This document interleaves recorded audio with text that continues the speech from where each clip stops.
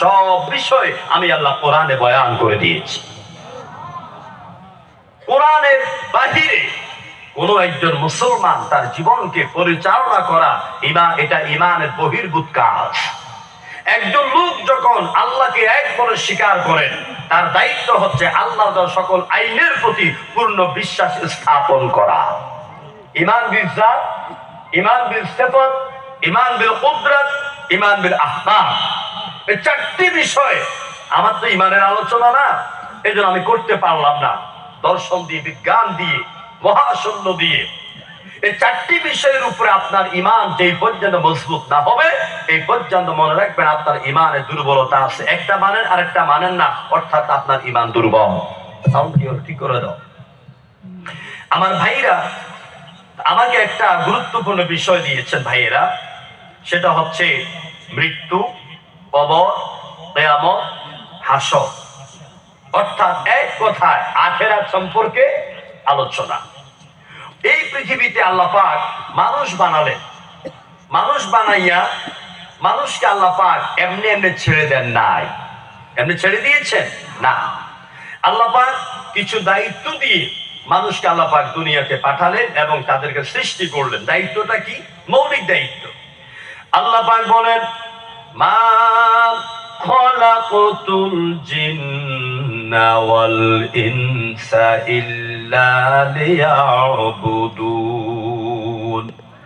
আমি মানুষ এবং জিন সম্প্রদায়কে শুধুমাত্র কেবলমাত্র আমার গোলামীর জন্য, আমার হুকুম মানার জন্য, আমার আইন অনুযায়ী তার জীবন, তার সংসার, এই পৃথিবী সবকিছু পরিচালনার জন্য মানুষ বানাইলাম।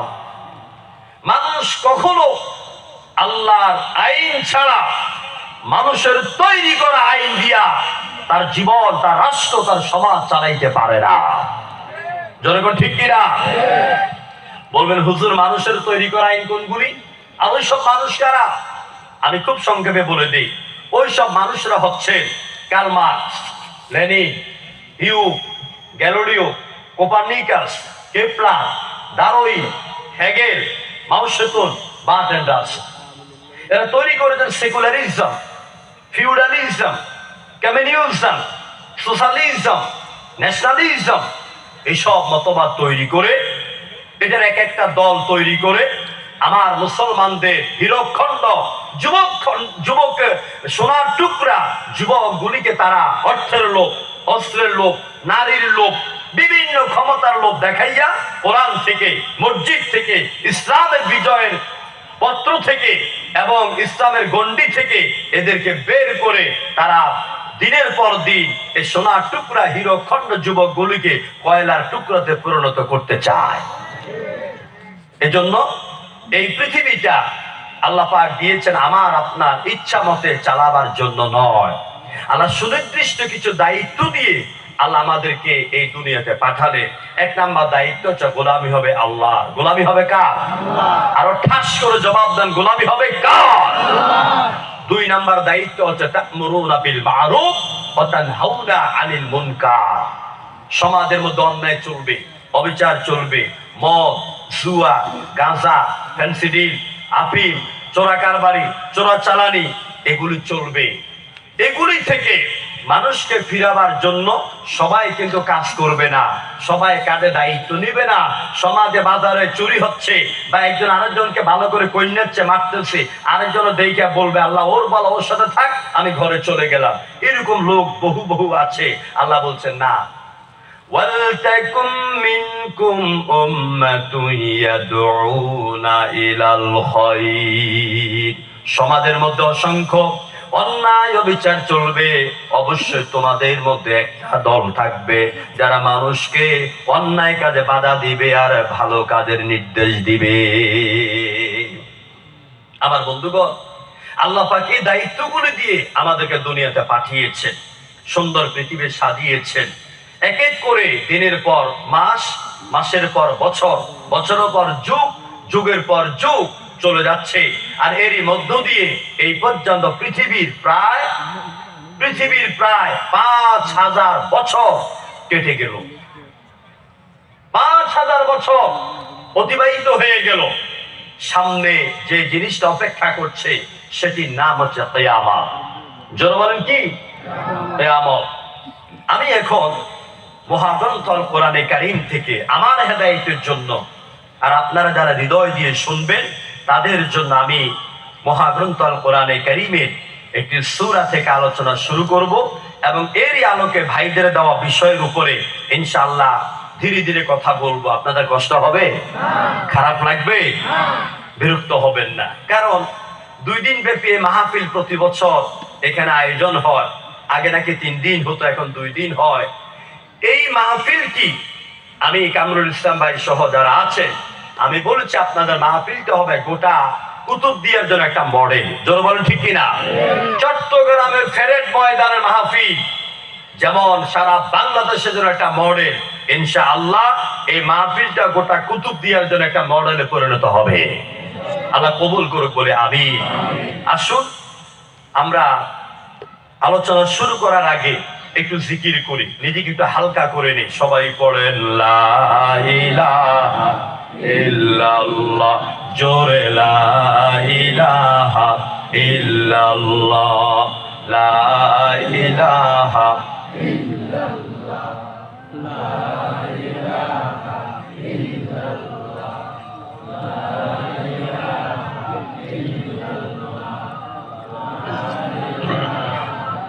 ইল্লাল্লাহ, জোরে লা ইলাহা ইল্লাল্লাহ। নেই কেহু নেই আল্লাহ ছাড়া, লা ইলাহা ইল্লাল্লাহ,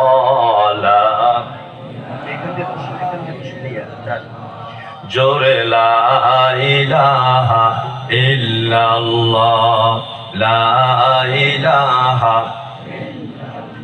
পাখির গানে গানে হাওয়ার তানে তানে ওই নামেরই পাই মহিমা, ওই নামেরই পাই মহিমা, বলেই আপন হারা লা ইলাহা।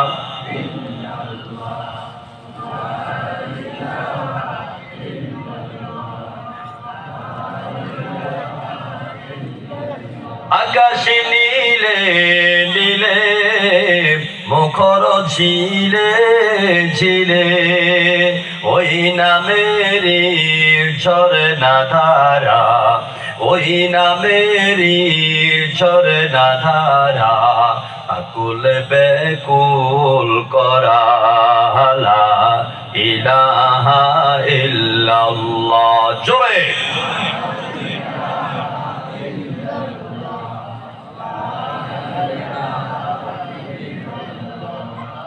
লা ইলাহা ইল্লাল্লাহু মুহাম্মাদুর রাসূলুল্লাহ, জোরে পড়েন সাল্লাল্লাহু আলাইহি ওয়াসাল্লাম। সবাই আমার সাথে পড়ে আউযু বিল্লাহি মিনাশ শাইতানির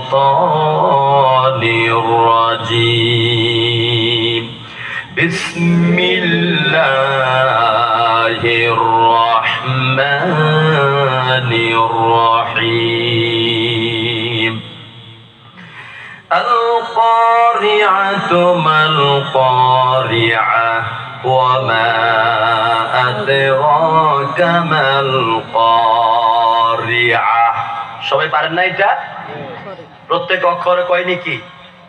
10 নাকি? মান ক্বারাআ হারফাম মিন কিতাবিল্লাহি তাআলা ফালাহু 10। যে ব্যক্তি কোরআনের একটি হরফ তেলাওয়াত করবে প্রতিটি হরফের বিনিময়ে কম পক্ষে আল্লাহ পাক 10টা করে নেকি লিখে দিবে।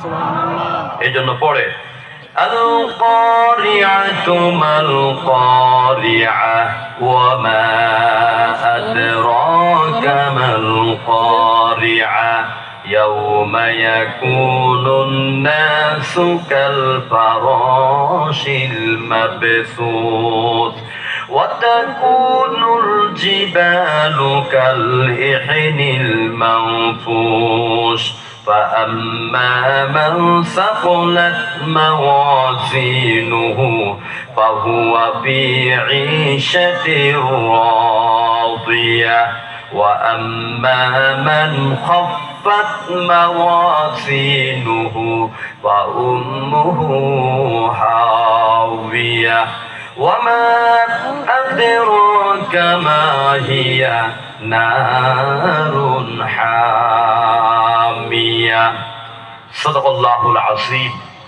মহাগ্রন্থ আল কোরআনে কারীমের 100 নম্বর সূরা আমি আপনাদের খেদমতে তেলাওয়াত করেছি। এই সূরাটি নবীজির মাক্কি জীবনে নবুয়ত পাওয়ার পরপরেই যে 13টি বছর মক্কায় ছিলেন সে মাক্কি জীবনে আল্লাহ পাক এই সূরাটি হযরতের উপরে নাজিল করেন। এই সূরার মধ্যে রয়েছে 11টি আয়াত, 36টি বাক্য এবং 152টি হরফ দিয়ে আল্লাহ পাক এই সূরাটিকে সাজিয়েছেন। এই সূরার মূল বক্তব্য হচ্ছে মানুষের মাঝে আতঙ্ক সৃষ্টি করা, মানুষকে সতর্ক করা, মানুষের অন্তরে পরকালের ভীতি ঢুকিয়ে দেওয়া এর মূল উদ্দেশ্য, মূল বক্তব্য। তেলাওয়াতকৃত সূরাটির অনুবাদ হচ্ছে আল কারিয়াহ, মহাবিপদ। মাল কারিয়াহ, মহাবিপদ কি? ওমা আদরাকা মাল কারিয়াহ, হে রাসূল আপনি জানেন কি মহাবিপদটা কি? ইয়াউমা ইয়াকুনুন নাসু কাল ফারাশিল মাবসুস, যেদিন মানুষগুলি হবে বিক্ষিপ্ত পতঙ্গের মতন। ওয়াতাকুনুল জিবালু কাল ইহনিল মানফুস, আর পাহাড়গুলি হবে ধ্বনিত উড়ন্ত তুলার মতন। ফাআম্মা মান সাকুলাত মাওয়াজিনু, সেদিন যার আমলনামা ওজন হবে, ভারী হবে, ফাহুয়া ফি ঈশাতির রাদিয়া, সেই তো একটি সন্তুষ্টমূলক, একটি সুখী জীবন যাপন লাভ করবে। ওয়া আম্মা মান খাফফাত মাওয়াজিনু, আর যার আমলনামাটা হালকা হয়ে যাবে, বা উম্মুহু হাবিয়া, তার জায়গা হবে, তার স্থান হবে হাবিয়া নামক জাহান্নাম। আল্লাহ পাক নবীকে জিজ্ঞেস করছেন, ওয়ামা আদরাকা মা হিয়া, ও রাসূল হাবিয়াটা কি আপনি জানেন নাকি? আল্লাহ পাক তার নবীকে প্রশ্ন করেছেন দৃষ্টি আকর্ষণ করার জন্য। অন্যদিকে যদি মনস্ক থাকে যেন আল্লাহর কথার দিকে মনোনিবেশ হয়ে যান, এই জন্য আল্লাহ প্রশ্ন করে বলেন, নবী আপনি জানেন নাকি হাবিয়াটা কি? এবার আল্লাহ পাক নিজেই জবাব দিয়ে দিলেন, নারুন হামিয়া, এটা হচ্ছে একটা জ্বলন্ত অগ্নিকুণ্ডের নাম। এ হচ্ছে তেলাওয়াতকৃত সূরার অনুবাদ। এই সূরাটি আমল করলে কি হবে? মুফাসসিরিন কিরামগণ লিখেছেন, যেই ব্যক্তি এই সূরাটি প্রত্যেক নামাজের পরেই উঠতে বসতে যখনই স্মরণ হয়, বেশি বেশি করে যে যদি তেলাওয়াত করে, আল্লাহ রাব্বুল আলামিন তার আয়ের রিজিকের মধ্যে বরকত দিয়ে দিবে। সুবহানাল্লাহ, তো আসতে কইলেন, ও তাও 4.5 জনে কয়। সবাই বলেন না সুবহানাল্লাহ। সুবহানাল্লাহ বলে ঠেকে যাবেন, ঠকে যাবেন। আর 22শে জানুয়ারি থেকে অমুক ভাইয়ের চরিত্র গোবরের মতো পবিত্র, এটা সিলেলে খুব সওয়াব হবে নাকি? হ্যাঁ, গতবারও সুবহানাল্লাহ ওয়াজ করেছি, এখনো করা লাগবে। আল্লাহর হাবিব বলেছেন, যেহেতু কোরআনের প্রতিটি হরফের বিনিময়ে কমপক্ষে 10টা নেকি, আপনি যখন সুবহানাল্লাহ পড়তেছেন, বলেন তো এই সুবহান শব্দটি আর আল্লাহ শব্দটি কোরআনে আছে নাকি নাই? সুবহানাল্লাযী আসরা বিআবদিহি লাইলাম মিনাল মাসজিদিল হারামি ইলাল মাসজিদিল আকসা। গোটা কোরআনের ভিতরে আল্লাহ শব্দটি, সুবহান শব্দটি বহুবার এসেছে। সুতরাং আপনি যদি দুইটা শব্দকে মিলাইয়া সুবহানাল্লাহ একবার পড়েন, এবার আপনি হিসাব করেন সুবহান লিখতে 5 অক্ষর। কয় অক্ষর? সিন বা হা আলিফ নুন 5 অক্ষর। আল্লাহ লিখতে 4 অক্ষর, 5 এ 4 9 অক্ষর। একবার যদি পড়েন আপনার অজান্তে এট এ টাইম আপনার আমলনামায় 90 নেকি লেখা হয়ে যাবে। আর নেকিগুলি দিবেন কে? আল্লাহ। এজন্য এখানে তো আইছেন কিছু কামাই করার জন্য, এখানে বক্তার চেহারা দেখার জন্য আসে নাই। বক্তার চেহারা কেরম, লাফাই কেরম, কতক্ষণ গরম করে না। তাফসীরুল কোরআন মাহফিলের বৈশিষ্ট্য এগুলি নয়। তাফসীরুল কোরআন মাহফিলের বৈশিষ্ট্য হচ্ছে আপনাকে হেদায়েতের উদ্দেশ্যে আসতে হবে। যিনি কথা বলবেন কোরআনের দলিল দিয়ে কথা বলবেন, হাদিস দিয়ে কথা বলবেন। এখানে আজগুবি কিচ্ছা কাহিনী বলে বান্দরের কিচ্ছা আর হরিণের কিচ্ছা তাফসীর মাহফিলে বুঝ দেওয়া হয় না। আমার ভাইরা, রাসূলুল্লাহর দিকে তাকা। রাসূলুল্লাহ ওয়াজ করেছেন মানুষকে কি দিয়া? তাবারাকাল্লাযী নাযালাল ফুরকানা আলা আবদিহি লিয়াকুনা লিল আলামিনা নাযীরা। হুজুর মানুষকে ওয়াজ করেছেন, মানুষকে যেন ভয় দেখাইতে পারেন, সতর্ক করতে পারেন। কি দিয়া? ফুরকান দিয়া। কি দিয়া? ফুরকান। বলবেন হুজুর ফুরকান কই? আমরা জানি কোরআন, ফুরকান কই?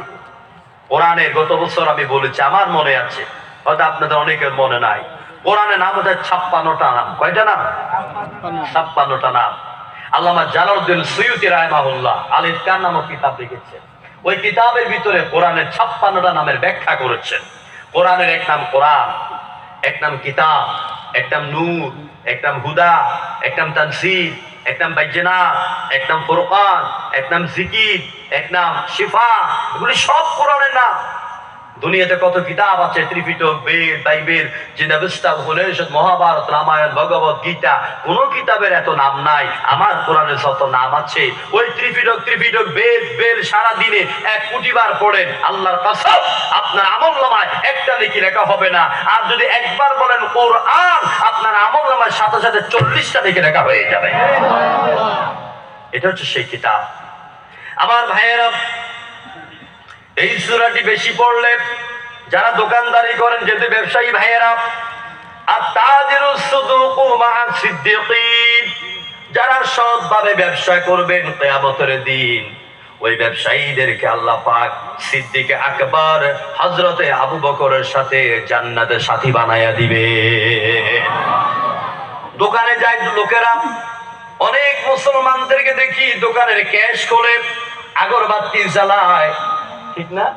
গ্যাসের ভিতরে আগরবাতির ধোঁয়া ঢুকায় আর এমন করে এমনি ঘুরায়। এগুলি তো করে হিন্দুরা। কারা করে? হিন্দু ভাইরা। এই এলাকার ব্যবসায়ী আছেন, রাগ করবেন না, তারা তাদের ধর্ম মতে যা করে সেইগুলি তাদের বিষয়। কিন্তু মুসলমানের দায়িত্ব হলো দোকানের সকালবেলা তালা খুলবেন, বিসমিল্লাহির রহমানির রহিম, বিসমিল্লাহি তাওয়াক্কালতু আলাল্লাহ, বিসমিল্লাহি বারাকাতিল্লাহ। তালা খুলবেন, এরপরে সুন্দর করে দোকান ঝাড়ু দিবেন, ক্যাশের মধ্যে বসবেন, বিসমিল্লাহি বারাকাতিল্লাহ। এভাবে আল্লাহর নাম নিয়ে আপনি ব্যবসা শুরু করবেন। আগরবাতি আর মোমবাতি গোলাপ জল ছিটাইয়া, এটা ইসলামের রীতি নীতি নয়, এটার কোনো ফায়দা নাই। তারপরে যে উদ্দেশ্যে এই কথাটা আনা, যারা ব্যবসা করেন দোকান খোলার পরে এই সূরা কারিয়াটা মুখস্থ করে নিবেন, ক্যাশের মধ্যে বসবেন, সূরা কারিয়া পড়বেন, আল্লাহ পাক আপনার রিজিকে বেচা বিক্রির মধ্যে বরকত দিয়া দিবে। মনে থাকবে? মনে থাকবে?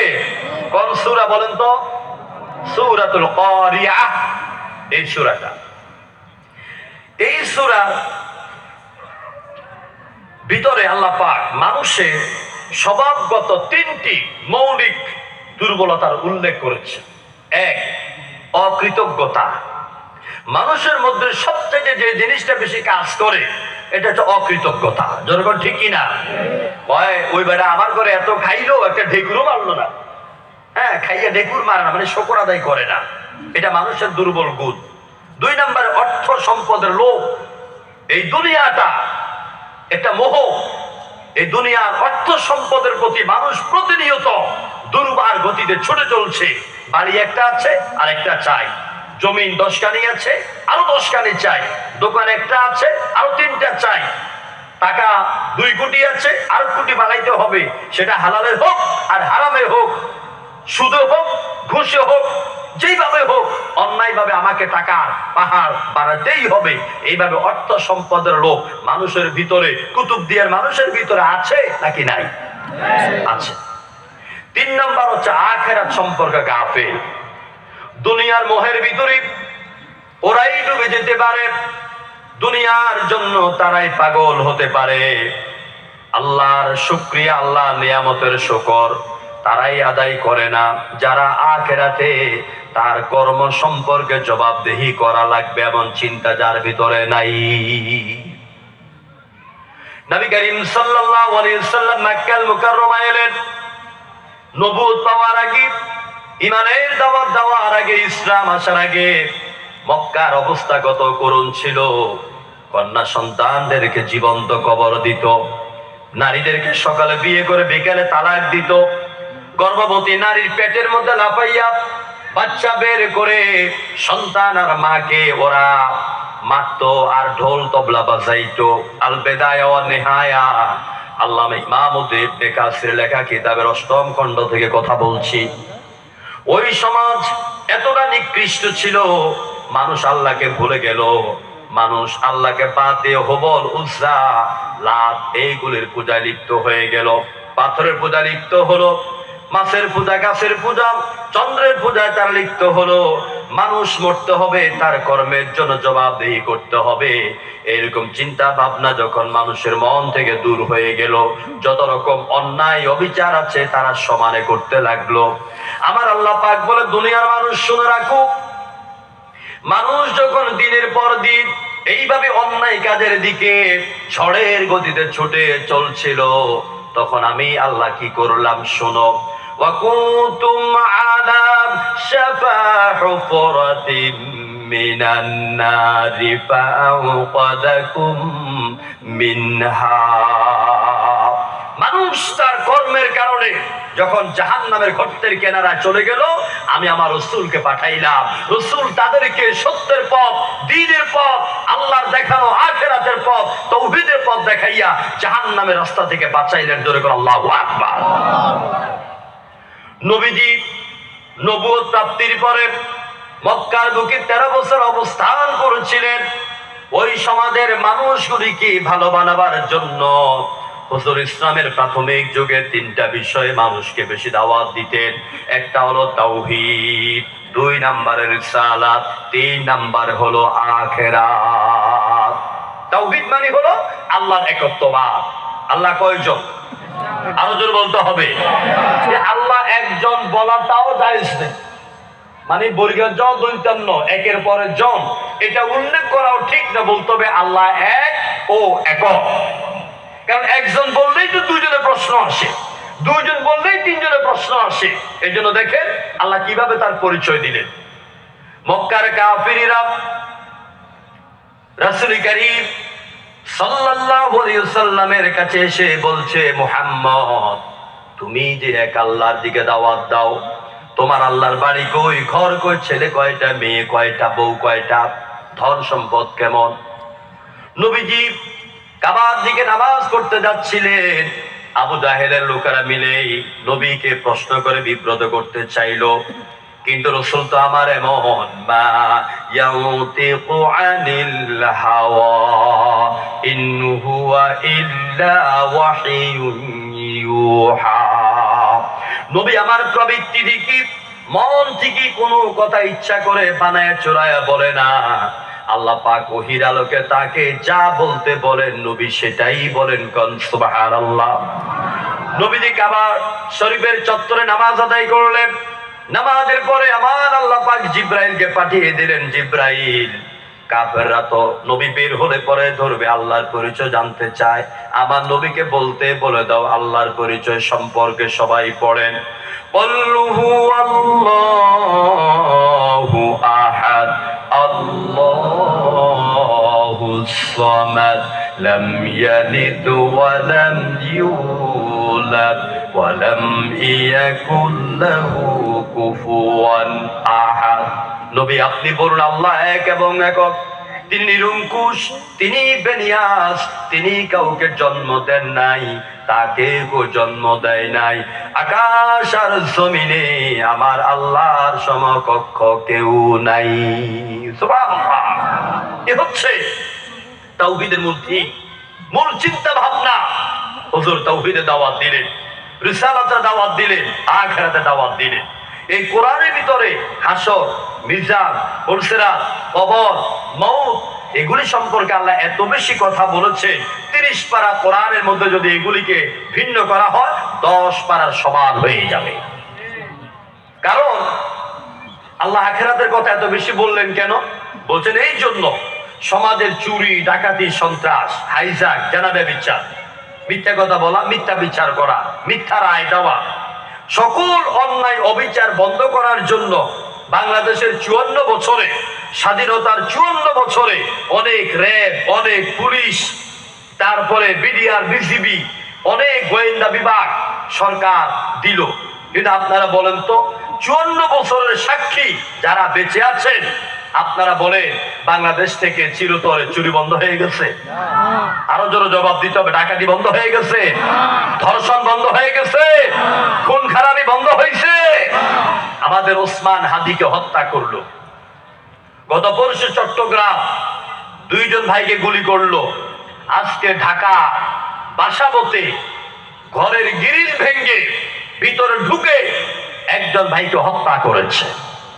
আমার ভাইরা, এই যে হত্যা, ধর্ষণ বন্ধ হচ্ছে না, র্যাব আছে, পুলিশ আছে, বিজিবি আছে, এরপর বন্ধ হয় না কেন? এগুলি দিয়ে কিয়ামত পর্যন্ত চুরি, ডাকাতি, সন্ত্রাস, হাইজ্যাক এগুলি বন্ধ হবে না। আল্লাহর কসম করে বললাম, মানুষের তৈরি করা এবং মানুষের দেওয়া এসব আপনার ফোর্স দিয়ে অন্যায় অবিচার জমিন থেকে বিদায় হবে না। জমিন থেকে চিরতরে মানুষের চরিত্র যদি ভালো হয় তাহলে অন্যায় অবিচার, ঘুষ, সুদ, খুন খারাপি, ধর্ষণ এগুলি বন্ধ হবে। এগুলি বন্ধ করার জন্য চরিত্র ভালো হওয়া লাগবে। চরিত্র ভালো করার জন্য আখিরাতের ভয় কলিজার মধ্যে ঢুকাইতে হবে। পরকালের ভয় ছাড়া মানুষের চরিত্রকে ভালো বানানো যাবে না। এই জন্য রাসূলুল্লাহকে আল্লাহ পাক মক্কার প্রাথমিক যুগে এই 3টে দায়িত্ব দিয়েছেন: তাওহীদ, রিসালাত, আখিরাত। আমরা সেই আখিরাতের কথা শুরু করছি। কষ্ট হবে না তো আমার ভাইয়েরা? আল্লাহ পাক বলছেন আল কারিয়াহ, করাঘাতকারী অথবা মহা বিপদ। করাঘাত শব্দটি এই জন্য কারিয়ার অর্থ আনা হয়েছে একটার উপরে আরেকটাকে ফেলে দিয়া, হাতুড়ি দিয়া যেমন একটা কাজকে ভাঙলে পরে যেমন করে চূর্ণ বিচূর্ণ করা হয়, তেমন করে এই পৃথিবীর একটা সময় আসবে যখন আসমান আর জমিন একটার উপর একটা পড়ে এইভাবে ভেঙ্গে চুরমার হয়ে যাবে। আর সেটাকে বলা হয় কিয়ামত। কি বলা হয়?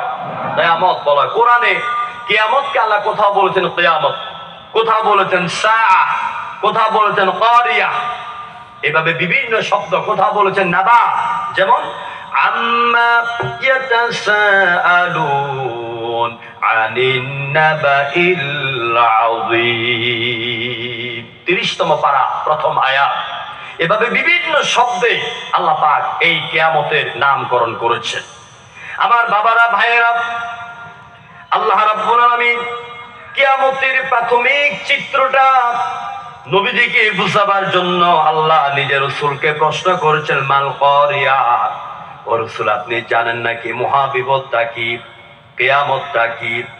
আবার আল্লাহ পাক নিজে এবার জবাব দিয়ে বলছেন, ইয়াউমা ইয়াকুনুন নাসু কাল ফারাশিল মাবসুস। কিয়ামত হচ্ছে যখন মানুষের অঙ্গ প্রত্যঙ্গগুলি সব বিক্ষিপ্ত হয়ে যাবে। তার মানে এই কিয়ামতের একটা নির্দিষ্ট সময় আছে।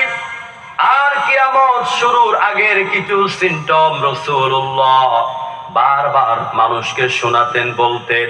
হুজুর কিয়ামতের ভয় সম্পর্কে মানুষকে সতর্ক করতেন। মক্কার কাফিররা দল বেঁধে এসে আমার রাসূলকে টিটকারি বটকারি করে প্রশ্ন করতেন, ইয়াসআলু আইয়ানা ইয়াউমাল কিয়ামা, হে মুহাম্মদ তুমি যে বলো কিয়ামত হবে, তুমি যে বলো আকাশগুলি ভেঙে যাবে, জমিনগুলি সব ধসে যাবে, বলো তো তোমার সেই কিয়ামত কখন আসবে? এটার নমুনাটা কি, সিম্পটমটা কি? আল্লাহ পাক নবীজিকে কিয়ামতের সেই সিম্পটম নমুনাগুলির কথা বলছেন। فَإِذَا بَرِقَ الْبَصَرُ وَخَسَفَ الْقَمَرُ وَجُمِعَ الشَّمْسُ وَالْقَمَرُ يَقُولُ الْإِنسَانُ يَوْمَئِذٍ أَيْنَ الْمَفَرُ। হে রাসূল আপনি বলে দেন, কিয়ামত যখন আসবে, কিয়ামত সংঘটিত হবে, কিয়ামতের কার্যক্রম শুরু হবে, এর আগে মানুষের দুই চোখ থাকবে কিন্তু চোখের পাওয়ার থাকবে না, চোখের কোনো আলো থাকবে না, চোখ দিয়ে ওরা দেখতে পাবে না। ওই আকাশের মধ্যে রূপালী চাঁদ থাকবে কিন্তু চাঁদের আলো নিষ্প্রভ হয়ে যাবে, চাঁদের আলো জমিনের মধ্যে পড়বে না। অজুমিয়া শামসু ওয়াল কামার, পশ্চিম দিগন্তে চন্দ্র আর সূর্যকে আল্লাহ পাক একাকার করে দিবেন। মানুষ এমন অবস্থা দেখে পাগল হয়ে যাবে, মানুষ বলবে যাব কোথায়, পালাবো কোথায়? আল্লাহ পাক বলবেন কাল্লা লা ওয়াজা, আজকে যাবার মতো, আজকে পালাবার মতো কোনো রাস্তা নাই। রাস্তা থাকবে? বলবেন হুজুর এটা তো ভবিষ্যতের কথা, বিশ্বাস করি কেমনে? ভবিষ্যতের কথা বিশ্বাস করা লাগবে না। 2019 নভেম্বর থেকে 2020 সাল 21 জানুয়ারি ফেব্রুয়ারি পর্যন্ত একটু তাকাইয়া দেখেন, শুধুমাত্র একটু সর্দি আর কাশি দিয়া আল্লাহ পাক করোনা পাঠাইলেন। কি পাঠাইলেন? করোনা পাঠাইলেন। জিনিস হলো দুইটা, সর্দি আর হাঁচি বা কাশি। অবস্থা কি দাঁড়ালো? লন্ডনের বিমানবন্দর বন্ধ হয়ে গেল, জেদ্দার বিমানবন্দর বন্ধ হয়ে গেল, বাংলাদেশের বিমান চলাচল ওঠানামা অফ হয়ে গেল, আর কুতুবদিয়া থেকে ঢাকা যাওয়া বন্ধ হলো, ঢাকা থেকে কুতুবদিয়া আসা বন্ধ হলো, শ্বশুর জামাইয়ের বাড়িতে যাওয়া বন্ধ, মেয়ে বাপের বাড়িতে বেড়াইতে আসা বন্ধ। যখন ঠিক কিনা? মা মেয়ে মাকে ফোন দেয়, মা তোমাদের জন্য পরাণ পড়ে, কয় মারে পরাণ পড়ুক আর যাই পড়ুক এখন আসার দরকার নাই। বাবা সোনালী ব্যাংকে চাকরি করে, ফেনী আপনার সোনাগাজী, ঢাকা থেকে বাড়ি এলো, নিজে কত কষ্টের টাকা দিয়া দোতলা বাড়ি বানাইলো, বাড়িতে আসলো, ছেলে মেয়ে আর ওই লোকের স্ত্রী ওরা মিলে ওই লোকটাকে বললো তুমি পাশের রুমের মধ্যে ঢুকো। লোকটা রুমের ভিতরে ঢুকলো, বাহির দিয়ে তালা মেরে দিল পরিবার পরিজন। ওই লোকটা ওখান থেকে পানির তৃষ্ণায় পানি পানি বলে 12 ঘন্টা পর্যন্ত চিল্লাইলো, কারো কানে আওয়াজ গেল না। দরজা খুললে পরেই তো তাদেরকে করোনা ধরবে এই ভয়ে। আমার ভাইয়েরা, দেখা গেল ওই লোকটা রোমের ভিতরেই মারা গেল। লোকটা রোমের ভিতরে মারা গেল, এত আপন পরিবার এক গ্লাস পানি দিল না। করোনার সময় যদি এমন অবস্থা হয়, এবার আপনি বলেন চন্দ্র সূর্য যখন একাকার হয়ে পশ্চিম দিগন্তে উঠবে তখন অবস্থাটা কেমন হবে? বিশ্বাস হয়? কথা বিশ্বাস হয়?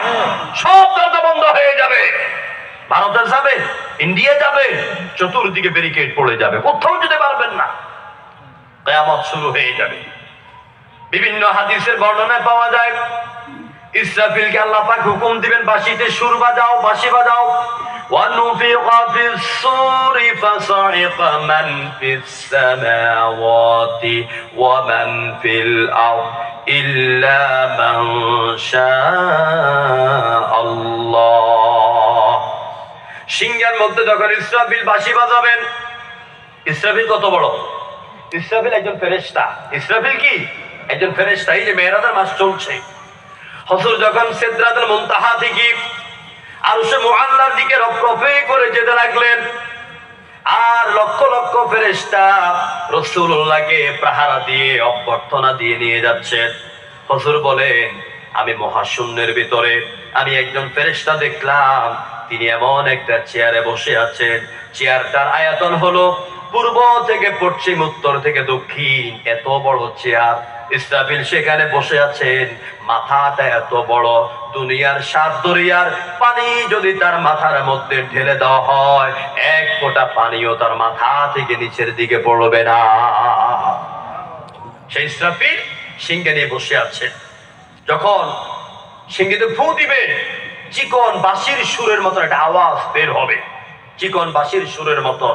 ওই যে আপনারা হেমিলিয়নের বাঁশিওয়ালার গল্প পড়েছেন, এই বাঁশির সুর শুনে কেউ অফিসে থাকবি, কেউ ইমামতি করবে, নারীরা রান্না বান্না করবে, দোকানদাররা দোকানদারি করবে, বাঁশির সুরে পাগল হয়ে যাবে। বাঁশিওয়ালাকে খোঁজার জন্য বাড়ি ছেড়ে, ঘর ছেড়ে, দোকানদারি ছেড়ে, অফিস আদালত ছেড়ে সবাই পাগলের মতন দৌড়াতে থাকবে, কিন্তু বাঁশিওয়ালাকে পাবে না। যখন ওই বাঁশির আওয়াজ এত মোটা হয়ে যাবে, এখন আর বাঁশির আওয়াজ মজা লাগে না, বাঁশির আওয়াজ এত বিকট হয়ে যাবে, মানুষের কানের পর্দা ফেটে যাবে। কেউ খালে পড়ে থাকবে, বিলে পড়ে থাকবে, রাস্তায় পড়ে থাকবে, নদীতে পড়ে থাকবে, মানুষ সমানে মরতে থাকবে। এইভাবে কিয়ামত শুরু হবে। আল্লাহ রাব্বুল আলামিন কিয়ামতের আরো চিত্র সূরা নামলের 88 নম্বর আয়াতের মধ্যে এইভাবে বলেন, وَيَوْمَ يُنفَخُ فِي الصُّورِ فَفَزِعَ مَنْ فِي السَّمَاوَاتِ وَمَنْ فِي الْأَرْضِ إِلَّا مَنْ شَاءَ اللَّهُ। হযরত ইসরাফিল সিংহের মধ্যে ফু দেওয়ার পরে আকাশ একটার উপরে একটা কিতাবের পৃষ্ঠার মতন ভেঙে পড়তে থাকবে। আমার বন্ধুগণ, জমিনটা ধসে যাবে, এমন সময় সব শেষ হয়ে যাবে। ইল্লা মান শাআল্লাহ, শুধুমাত্র আল্লাহ পাক যাদেরকে কিছু সময়ের জন্য রুখসত দিবেন, ইচ্ছা করবেন, তারা ব্যতীত সব আসাকার মেছাকার সব ধ্বংস হয়ে যাবে। চিল্লায় বলো আল্লাহু আকবার।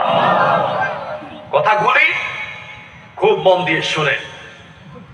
প্রত্যেকটা বিষয়, কিয়ামত, হাসর, মিজান, কবর, এগুলো এক একটা বিষয়ের উপরে কোরআন দিয়ে, হাদিস দিয়ে কথা বলতে গেলে প্রতিদিন অন্তত একটা বিষয়ের উপর 2-2.5 ঘন্টা সময় লাগবে। একদিনে সব বলা যাবে না।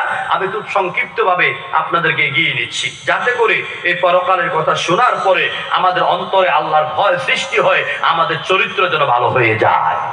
আল্লাহ তৌফিক দেন, আমিন। আচ্ছা, এখন সব শেষ হয়ে যাবে, বাকি থাকবে কারা? ইল্লা মান শাআল্লাহ। এই আয়াতের তাফসীরে সাফাতুত তাফসীর, তাফসীরে কাবীর, ফাতহুল কাদির, নূরুল কুলুব, তারপরে তাফহিমুল কুরআন, এরপরে আপনার সাইয়্যিদ কুতুবের ফি তাফসীরি ফি জিলালিল কুরআন, বিভিন্ন তাফসীরের ভিতরে ইল্লা মান শাআল্লাহর তাফসীর এলো। আল্লাহ পাক ওই সময় যাদেরকে রক্ষা করবেন এদের মধ্যে হলেন 8 জন ফেরেশতা। কয়জন ফেরেশতা? 8 জন। 8 জন কারা? আল্লাযীনা ইয়াহমিলুনাল আরশ, যারা আল্লাহর আরশের খুঁটি কাঁধের মধ্যে বহন করে দাঁড়িয়ে আছে, এরা হলো 4 জন। ইসরাফিল, মিকাইল, আজরাইল, এরপর জিবরাইল, এই 4 জন ফেরেশতা, মোট 8 জন। যখন তাম পৃথিবী শেষ হয়ে যাবে, আল্লাহ পাক মালাকুল মউতকে ডাক দিবেন, ইয়া মালাকুল মউত, বাকি আছে কে? বলবে আল্লাহ পাক, তোমার আরশের খুঁটি বহনকারী 4 জন আর আমরা 4 জন। আল্লাহ বলবেন, যাও আমার আরশের খুঁটি বহনকারী 4 জনের রূহ কবজ করে ফেলো। ওই 4 জনের রূহ কবজ হয়ে যাবে। এবার আল্লাহ বলবেন, আর কে আছে? বলবে ইসরাফিল শেষ, মিকাইল শেষ করে দাও, আর জিবরাইল, জিবরাইল তো সেই ফেরেশতা, আল্লামাহু শাদীদুল কুওয়া। জিবরাইল সেই ফেরেশতা যিনি রাসূলকে বলেছেন, হে রাসূল, তায়েফবাসী আপনার পাথর মাইরা রক্তাক্ত করে দিল, আপনি আমার হুকুম দেন গোটা তায়েফের পাহাড়টাকে উপরে উঠাইয়া আছাড় মারবো, সব শেষ হয়ে যাবে। রাহমাতুল্লিল আলামিন বললেন, জিবরাইল রে, আমি যদি এই মুহূর্তে অর্ডার করে হুকুম দেই, তায়েফবাসী যদি সব শেষ হয়ে যায়, তাহলে আমি কার কাছে প্রচার করব? লা ইলাহা ইল্লাল্লাহু মুহাম্মাদুর রাসূলুল্লাহ। রহমতুল নবী কারে কয় দেখেন, কি নবী আমার? وما أرسلناك إلا رحمة للعالمين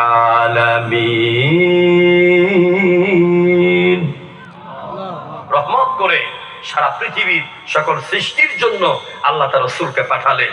পানিতে রহমত, খাবারের রহমত, পশুপালনের রহমত, জমিনের রহমত, সব দিকে শুধু রহমত আর রহমত। আমার ভাইয়েরা, জিবরাইলের রূহ কবজ হয়ে যাবে। এবার আল্লাহ পাক বলবেন, হে মালাকুল মাউত, আর কে আছে? আল্লাহ কি জানেন না? কথা কয় না, জানেন না? মালাকুল মাউতকে প্রশ্ন করে আল্লাহ আমাদেরকে শিখাচ্ছেন।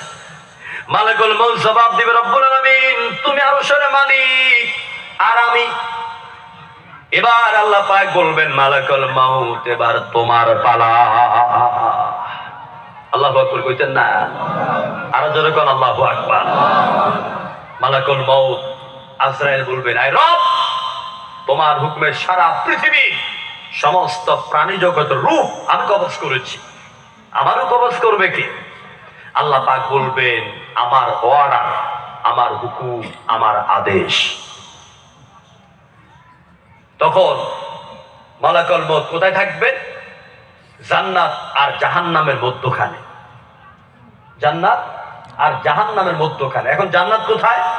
বুখারী শরীফের বর্ণনা, জান্নাত হচ্ছে সিদরাতুল মুনতাহা থেকে জান্নাতের সীমানা শুরু, আর জাহান্নাম হচ্ছে জমিনের অন্তরিক্ষে। এই আকাশ আর জমিন, জান্নাত আর জাহান্নামের মধ্যে আজরাইল মালাকুল মউত অবস্থান করবে। তখন আল্লাহ পাক মালাকুল মউতের মৃত্যুর জন্য তিনি আদেশ জারি করবেন, মউত, ইয়া মালাকুল মউত, মর যা। একটা হুকুমের সাথে সাথে মালাকুল মউত চিৎকার দিবেন, তার রূহটা বের হয়ে যাবে। চিল্লায় বলো আল্লাহু আকবার। সব শেষ, নীরব নিথর হয়ে যাবে। এবার আল্লাহ পাক তিনি তার আসনে বসবেন। আল্লাহ রাব্বুল আলামিন তিনি তার আসনে বসে তিনবার প্রশ্ন করবেন, লিমানিল মুলকুল ইয়াউম, সূরা আল মুমিনের আয়াত 24তম পারা। লিমানিল মুলকুল ইয়াউম, আজকে রাজত্ব কার, আজকে ক্ষমতা কার? এই আয়াতের তাফসীরে এসেছে সালাসা মাররা। আল্লাহ পাক গোটা দুনিয়াতেই তিনবার প্রশ্ন করবেন। আমরা যখন কোনো বিল্ডিং ওয়ালা খালি রুমের ভিতরে একটা আওয়াজ করলে এটা প্রতিধ্বনি ভেসে আসে, দুইবার তিনবার করে শোনা যায়। আল্লাহ পাক এইভাবে তিনবার প্রশ্ন করবেন, লিমানিল মুলকুল ইয়াউম। কোনো জবাব নাই, নীরব নিতর, একটা পোকামাকড়, একটা পিঁপড়া পর্যন্ত নাই। এবার আল্লাহ তিনি নিজে জবাব দিবেন, লিল্লাহিল ওয়াহিদিল কাহ্হার। আকাশ আর জমিন, আজকে গোটা রাজত্ব একমাত্র মহাপরাক্রমশালী আল্লাহর। রাজত্ব হবে কার? ক্ষমতা হবে কার? এখন ক্ষমতা কার? কিছু কিছু টিকটিকি আর মাকড়সারে আল্লাহ পাক একটু সামান্যতম, সামান্য না শুধু সামান্যতম ক্ষমতার একটু বীজ দিয়ে পরীক্ষা করেন। ক্ষমতার ঠেলায় নমরুদ আল্লাহকে ভুলে গেল। ক্ষমতার ঠেলায় ফেরাউন নিজের বাড়িকে বাঘ দিয়া, ভাল্লুক দিয়া, হরিণ দিয়া, এরপর মাছের ফিশারিজ দিয়া, ফুল বাগান দিয়া, কবুতর দিয়া কি সুন্দর করে ফেরাউন তার বাড়ি সাজাইলো। সূরা কাসাসে সব বর্ণনা আছে। আমার ভাই মিশরে ছিলেন, তিনি ভালো করে জানেন। সেই ফেরাউনের বাড়ির মতন বাড়ি সাজাইলেন ফ্যাসিস্ট হাসিনা। চিল্লা বলেন ঠিক কিনা? বঙ্গভবনকে আমরা তো ঢুকছি, আছে আগে আমরা ঢুকছি, কত কি সুন্দর বাগান, কবুতর, হরিণ কি দিয়া ভরা। আবার যেই রুমে থাকতেন ওই রুমে 8-10টা মূর্তি ছিল। আমরা ধারণা করছি তিনি রাতের দিনের বেলা মানুষের কাছে প্রচার করেন, রাতে তাহাজ্জুদ পড়েন, আসলে তিনি রাতের বেলা মূর্তি পূজা করতেন। মানে একজন মুসলমানের ঘরে মূর্তি থাকে কি করে? আপনাদের ঘরে আছে? আপনারা তো ভালো মুসলমান, তাহাজ্জুদ পড়েন নাই কেন? একজন মুসলমানের ঘরে কখনো মূর্তি থাকতে পারে না। হিন্দুদের মূর্তি হিন্দুদের ঘরে থাকবে। আমরা হিন্দুদের মূর্তিকে গালি দেই না, হিন্দুদের ধর্মকে আমরা গালি দেই না, এটা আল্লাহ নিষেধ করেছেন। 8তম পারা সূরা আল-আনআমের ভিতরে আল্লাহ বলেছেন, লা তাসুবুল্লাযীনা ইয়াদউনা মিন দুনিল্লাহ ওয়া ইয়াসুবুল্লাহা আদওয়ান বিগাইরি ইলম। যারা আল্লাহকে বাদ দিয়ে অন্যের প্রতিমার পূজা করে তোমরা তাদেরকে গালিগালাজ করো না। যদি তোমরা তাদের দেবতা প্রতিমাকে গালি দাও, ওরা উল্টা রাগ করে তোমার আল্লাহকে গালি দিয়ে বসবে। এই জন্য ইসলামকে সাম্প্রদায়িক বলা হয়। আমরা সাম্প্রদায়িক নই, আমরা সাম্প্রদায়িক সম্প্রীতির শ্রেষ্ঠ ধর্ম। আমাদের দ্বীনের নাম হচ্ছে ইসলাম। চিল্লা বলেন কি নাম? ইসলাম। আরো জোরে করে আমাদের দ্বীনের নাম কি? হাত তুলে বলেন তো আমাদের দ্বীনের নাম কি? আমাদের নাম কি? আমাদের নাম মুসলমান। আমাদের নাম কি? আমরা মুসলিম। বলেন আমরা কারা? মুসলিম। মুসলমানেরা বাতিলের সামনে মাথা নত করতে জানে না।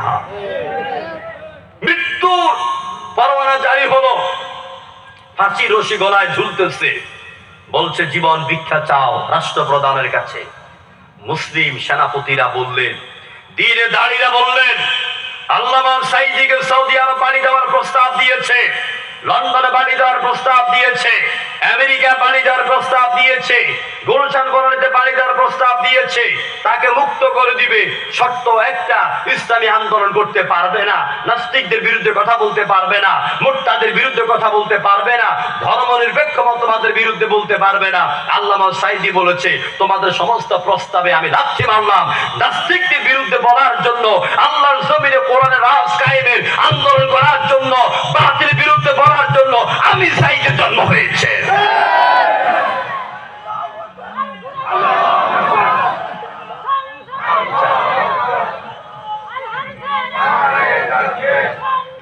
আপনাদের তাকবীরের আওয়াজ এখনো খালিদ ইবনে ওয়ালিদের মতন হয় নাই। আপনাদের তাকবীরের আওয়াজ এখনো হযরত শাহজালাল ইয়ামানি রাহিমাহুল্লাহর মতন হয় নাই। শাহজালালের তাকবীরের আওয়াজে রাজা গৌর গোবিন্দের মসনদ বাড়ি চূর্ণ বিচূর্ণ হয়ে গেছিল। যখন ঠিক কিনা? এই যে আমাদের ইনকিলাব মঞ্চের ওসমান হাদি মারা গেলেন। ইনকিলাব, ইনকিলাব অর্থ কি? অল্প করে দেন। ইনকিলাব মানে বিপ্লব, ইনকিলাব মানে পরিবর্তন। আমরা পরিবর্তন চাই, চেঞ্জ। বারাক ওবামা আমেরিকার সাবেক প্রেসিডেন্ট একটা শব্দ দিয়ে তিনি ক্ষমতায় এসেছিলেন, শব্দটি ছিল চেঞ্জ, পরিবর্তন। আজকে জুলাই যোদ্ধা যারা বলে আমরা চেঞ্জ চাই, পরিবর্তন চাই, এটাকে অনেকে মেনে নিতে পারছেন না। কারণ শয়তানি করা যাবে না, বদমাশি করা যাবে না। ক্ষমতা টিকে থাকার জন্য আধিপত্যবাদ ভারতের পা চারা গোলাম হতে যাচ্ছে। জুলাই যোদ্ধাদের রক্তের সাথে বেঈমানি করবেন না, অস্তিত্ব থাকবে না। আপনাদেরকে ব্যবহার করে ক্ষমতা চেয়ারে বসবে। আমি জাবিরি কোরআন হাতে নিয়ে বলে গেলাম, আপনাদের কাঁধের উপরে ভর কইরা ওরা আসবে, 1 বছর 8 মাসের মাঝে 2টা থাপ্পড় দিয়ে নামাইয়া ওরা আবার সে ফ্যাসিস্টের ভূমিকা পালন করবে। বিশ্বাস করে প্রিয় বন্ধুগণ, এজন্য আল্লাহকে ভয় করুন। সবাই জিকির করেন সুবহানাল্লাহ।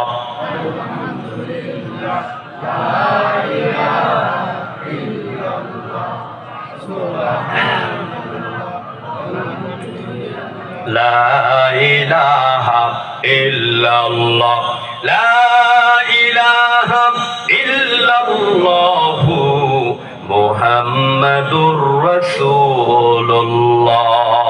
আমার ভাইয়েরা, আগের কথায় আবার ফিরে আসি। আল্লাহ রাব্বুল আলামিন প্রশ্ন করবেন, কেউ জবাব দিবে না। এবার আল্লাহ পাক তিনি গোটা দুনিয়াকে প্রশ্ন করবেন, ইয়া দুনিয়া আইনাল জাব্বারুন, হে পৃথিবী, তোর বুকে যারা স্বৈরাচার ছিল, অহংকারী ছিল, গর্ব করত, তারা আজকে কোথায়? কোনো জবাব নাই। আবার প্রশ্ন করবেন, ইয়া দুনিয়া আইনা শারুক, হে পৃথিবী, তোর বুকে গড়ে উঠা গগন চুম্বি, আকাশ চুম্বি বিশাল আকারের বৃক্ষরাজিগুলি কোথায়? কোনো জবাব নাই। ইয়া দুনিয়া আইনা নাহারুক, হে পৃথিবী, তোর বুক চিরে যাওয়া পদ্মা, মেঘনা, ধলেশ্বরী, কর্ণফুলী, আড়িয়াল খা এসব নদ নদী কোথায়? কোনো জবাব নাই। আল্লাহ রাব্বুল আলামিন এভাবে যখন গোটা পৃথিবী শেষ হয়ে যাবে, এটা হচ্ছে কিয়ামতের চিত্র। সূরা ইনফিতারের দিকে তাকান। ইদাস সামাউ ইনফাতারাত ওয়া ইদাল কাওয়াকিবু ইনতাসারাত وإذا البحار فجرت وإذا القبور بعثرت যখন আসমান ফেটে যাবে, গগনের নক্ষত্রগুলি বিক্ষিপ্ত অবস্থায় ছোটাছুটি শুরু করবে, উত্তাল তরঙ্গমালার মধ্যে আগুন ধরে যাবে। এটা হবে কিয়ামত যখন শুরু হয়ে যাবে, তখন গোটা বঙ্গোপসাগর, আটলান্টিক মহাসাগর, প্রশান্ত মহাসাগরে দাউ দাউ করে আগুন জ্বলতে থাকবে। সুবহানাল্লাহ। প্রিয় ভাইরা, এই যে নক্ষত্রের কথা আল্লাহ বলছেন, কাওয়াকিব, আকাশে তারকা রাশি। তারকা কত বড় জানেন? তারকা এই পৃথিবীর আয়তন হলো আমেরিকা নাসা বিজ্ঞান প্রযুক্তির ধারণা অনুযায়ী 13 লক্ষ মিলিয়ন লাইট ইয়ার্স। এটা বুঝতে গেলে 5 মিনিট সময় লাগবে, আমি ওইদিকে যাব না। তারপরে বলা হচ্ছে যে এইরকম পৃথিবী আপনার 3300 পৃথিবী ঢুকে পড়তে পারে যে জিনিসের ভিতরে, ওইটা নাম হলো সূর্য। ওইটা নাম কি? সূর্য। ওই আবার এরকম 3333 কোটি সূর্য ঢুকে পড়তে পারে আপনার কি যে বলে এক একটা তারকার পেটের ভিতরে। আর সেই এমন তারকা আল্লাহ তাআলা বানিয়েছেন, বিগ ব্যাং বই খুলে দেখবেন সব পাবেন। এমন তারকা আল্লাহ তৈরি করেছেন, পৃথিবীর 5000 প্রায় বছর হয়ে গেল, আজ পর্যন্ত ওই তারকার আলো পৃথিবীতে এসে পৌঁছে নাই। আল্লাহ বলতে ওয়াইদাল কাওয়াকিব ইনতাসারাত, ওই বিশাল আকারের তারকাগুলি একটার সাথে আরেকটা ধাক্কা খাইয়া, বাড়ি খাইয়া সব পড়তে থাকবে। এভাবে কিয়ামত শুরু হবে। আল্লাহ পাক বলেন আকাশগুলির অবস্থা, পাহাড়গুলির অবস্থা কি হবে শোনো। فإذا نفخ في الصور نفخة واحدة وحملت الأرض والجبال فدكتا دكة واحدة فيومئذ وقعت الواقعة। সিংহের মধ্যে একটা ফু দিবে, আর জমিন এবং আসমানগুলি সব চূর্ণ বিচূর্ণ হয়ে যাবে, ধাক্কা খেয়ে সবগুলি শেষ হয়ে যাবে। এইভাবে কিয়ামত হয়ে গোটা দুনিয়াটা নীরব নিস্তব্ধ হয়ে যাবে। বছরের পর বছর, হাজারের পর হাজার, লাখের পর লাখ, কোটির পর কোটি, মিলিয়নের পর মিলিয়ন, বিলিয়নের পর বিলিয়ন, কত বছর চলে যাবে। এই জ্ঞান একমাত্র আল্লাহ ছাড়া কারো জানা নাই। কিয়ামত হওয়ার পরে এইভাবে চলে যাবে। এরপর সুম্মা নুফিখা ফীহি উখরা, আল্লাহ পাক ইসরাফিলকে আবার তৈরি করবেন। চিল্লায় করে আল্লাহু আকবার। হায়াতের মালিক কে? এত আস্তে কইলেন? হায়াতের মালিক কে? আরো জোরে কোন। মউতের মালিক কে? আপনার এই গড়ার মালিক কে? ভাঙবার মালিক কে? আপনাদের নদীতে উজান দেন কে? ভাটা দেন কে? আল্লাহ। বলেন না আল্লাহ। কলজা থেকে কোন মুখটারে গোল করে, বাচ্চারা যেভাবে বলে আম্মু আব্বু, এভাবে মুখটারে গোল করে মহব্বতের সাথে বলেন আল্লাহ। আরো জোরে কোন আল্লাহ। চিল্লায় কোন আল্লাহ। কি মধুর নাম আমার আল্লাহ পাক। সবাই বলেন সুবহানাল্লাহ ওয়ালহামদুলিল্লাহ লা ইলাহা ইল্লাল্লাহ। এই জিকির করবেন, উঠতে বসতে, শুইতে, খাইতে, ঘুমাইতে জিকির হবে কার? গান গাইবেন কার নামে? তনু মনে তুলব তুমুল, তনু মনে তুলব তুমুল, তোর ঝোতালো তান। এসো গাই আল্লাহ নামের গান, এসো গাই গানের সেরা গান, এসো গাই আল্লাহ নামের গান। ঠিক কিনা বলেন? পাখনা মেলে উড়লে পাখি, গাইতিও নাম ডাকি ডাকি। পাখনা মেলে উড়লে পাখি, গাইকিও নাম ডাকি ডাকি। আকাশ নীলে মেঘের ভেলা, আকাশ নীলে মেঘের ভেলা, নিত্য চলমান। এসো গাই আল্লাহ নামের গান, এসো গাই গানের সেরা গান, এসো গাই আল্লাহ নামের গান। উঠতে বসতে খাইতে শুইতে গান হবে আল্লাহর, জিকির হবে আল্লাহর, তেলাওয়াত হবে কোরআনের। জোরে করে আল্লাহু আকবার। আমার ভাইয়েরা, আল্লাহ পাক ইসরাফিলকে বানাবেন, সুম্মা নুফিকা ফীহি উখরা। দ্বিতীয়বার ইসরাফিলকে তৈরি করার পরে এবার আল্লাহ পাক ইসরাফিলকে বলবেন, ও ইসরাফিল, এবার তুমি আবার ফু দাও। আবার সিংহের মধ্যে ফু দিবে। এবার ফু দেওয়ার সাথে সাথে ফাইদা নুফিখা ফিস সূরি মিনাল আজদাসি ইলা রাব্বিহিম ইয়ানসিলুন। সিংহের মধ্যে ফু দেওয়ার পর ওয়াইদাল কবর বুলসিরাত, কবরগুলি সব উন্মুক্ত হয়ে যাবে। মানুষ কবরের ভেতর থেকে বর্ষাকালের পিঁপড়ার মতন, কেঁচুর মতন উঠতে থাকবে। মানুষ উঠতে থাকবে, আর নগ্ন পায়ে, খালি পায়ে তারা দৌড়াতে থাকবে তাদের রবের দিকে। হাসরের ময়দান তৈরি হয়ে যাবে। বিজ্ঞানীরা বলল পৃথিবীর আয়তন হলো 13 লক্ষ মিলিয়ন আলোকবর্ষ। তখন শুধু এরকম পৃথিবী থাকবে না, এই প্রশান্ত মহাসাগর, ভারত মহাসাগর, আটলান্টিক মহাসাগর, যত সাগর নদী আছে সবগুলি সমতল ভূমি হয়ে যাবে। সুবহানাল্লাহ। নবীজি বলছেন সারা পৃথিবীটা সমতল ভূমি হওয়ার পরেও মানুষ তার দুইটা পাও রাখতে পারবে না। এক পা উপরে থাকবে, এক পা জমিনে থাকবে। কোরআন অন্যত্র বলছে ওয়াইদাল আরদু মুদ্দাত, এই জমিনকে রাবারের মতন টেনে টেনে লম্বা করা হবে। এরপর মানুষ দুইটা পাও রাখতে পারবে না। হাসরের ময়দানে দিনের পর দিন চলে যাবে, বছরের পর বছর চলে যাবে। কত কষ্ট, কত কঠিন মুহূর্ত, কি ভয়াবহ দিন হবে। কোরআনে কারিমের 17তম পারা সূরা আল হাজ্জের 2 নাম্বার আয়াতে আল্লাহ পাক ওই হাসরের ময়দানের ভয়াবহ চিত্রের ছবিটা গোটা দুনিয়ার মানুষের সামনে তুলে ধরলেন।